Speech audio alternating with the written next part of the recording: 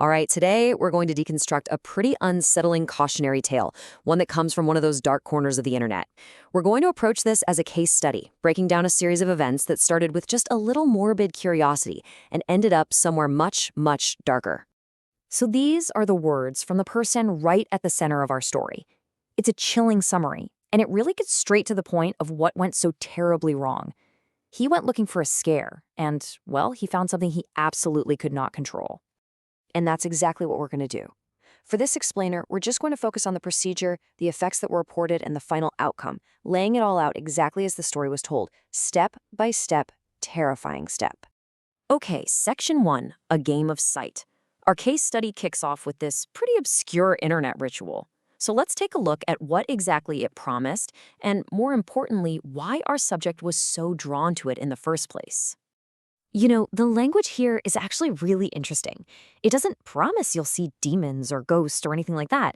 Instead, it talks about inviting a guest for a momentary thrill. It's framed as this temporary, totally controlled experience, something designed to give you a good scare and then just end. And this right here explains our guy's motivation. He apparently called himself a horror junkie, felt like nothing scared him anymore, and he was just looking for that next real jolt of fear. He figured this ritual was nothing more than a game. Section 2. The rules of the ritual. Now, like any good internet legend, this one has very specific, meticulous rules. That's often what makes them feel so strangely compelling, right? So let's break down the actual procedure. So notice the items you need here.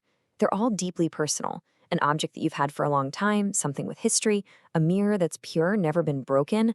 These are not random things. They're clearly meant to be symbolic anchors for whatever is about to happen. The procedure itself is, honestly, it's a masterclass in psychological manipulation. You've got the specific, spooky time, 3:33 a.m., the sensory deprivation of a totally dark, windowless room, that single point of light from the candle behind you. It's all designed to just crank your senses up to 11 and prime your mind for something weird to happen. The incantation really reveals the core of this whole thing. It's a transaction. You're offering up a piece of yourself, a personal memory, in exchange for a new sight. This idea of a trade, it becomes absolutely critical to what happens next. And this is the key test. 30 seconds of complete vulnerability. The one rule you absolutely cannot break is opening your eyes, no matter what you think you're hearing. And our subject, he followed this rule perfectly. He thought that by doing that, he was staying in control of the game. Section 3, the unraveling begins. So right after the ritual, nothing happened. But according to the story, that new sight he asked for, well, it started to show up the very next day. Let's look at the first signs that something was wrong. You can really see the escalation here. It starts small, with something you could easily just laugh off, finding your keys in the fridge. Then it becomes auditory, this weird, faint lullaby. By the first night, it's a major physical event, and by day 2, it's deeply personal. It's mimicking him. The activity is getting smarter and a whole lot more invasive. Section 4, the mirror's revelation. Now, while all those initial events were definitely creepy, you could still maybe try to explain them away.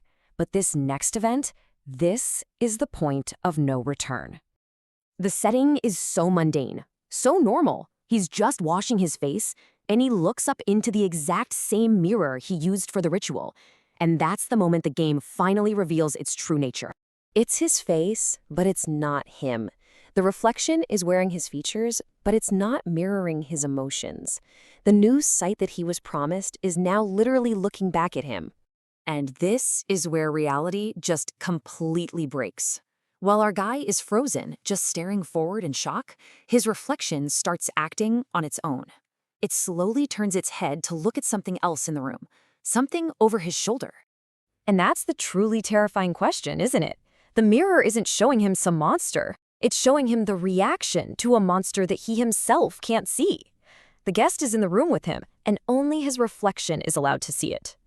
Section 5. The guest that stays. Okay. So this revelation obviously sends our subject into a total panic. Realizing the game isn't over, he desperately tries to reverse it, and in doing so, he makes a huge critical miscalculation. When he tries to undo the ritual, this is the response he supposedly gets. And notice the word it uses, us. The explanation is chillingly simple.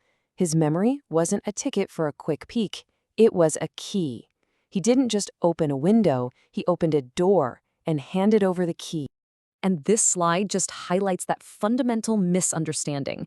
See, he thought the ritual was a portal that he could peek through, but in reality, it turned his own perception into a lens for something else to look out of. He thought it was a game he could just end, but it was really a door, and he was the one who unlocked it. This quote right here really captures his final state of being. The entity isn't just making noises anymore. It's actively reshaping his reality, creating impossible scenarios, and using his own mind as its personal playground. He's no longer a resident in his own home. He's an exhibit. So as we wrap up this breakdown, it's worth asking, what is the core message of this whole cautionary tale? What's the main takeaway from this step-by-step descent into chaos? Ultimately, the story serves as a really stark warning. It basically argues that there are some things out there that we don't understand, and treating them like a game or a momentary thrill is an incredibly dangerous gamble. The price you might pay for satisfying your curiosity could be your own reality. And we'll just end with the subject's final plea. Whether you take this story as a literal, factual account of something paranormal, or maybe as a metaphor for a mental breakdown sparked by obsession, the warning is still the same. Be careful what you go looking for in the dark. You might just find it.